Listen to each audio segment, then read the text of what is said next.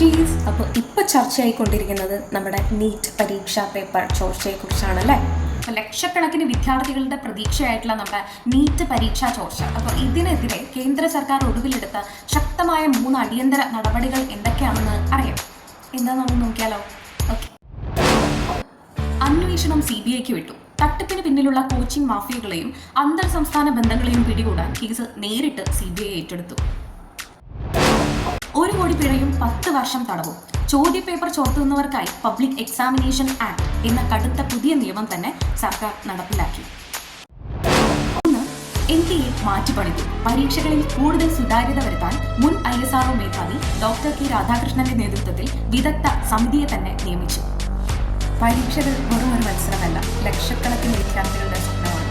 ആ സ്വപ്നങ്ങൾ തകർക്കാൻ ഒരു മാഫിയും ഇനി അനുവദിക്കരുത്. കൂടുതൽ അപ്ഡേറ്റുകൾക്കായി ചാനൽ ഫോളോ ചെയ്യും. Thank you.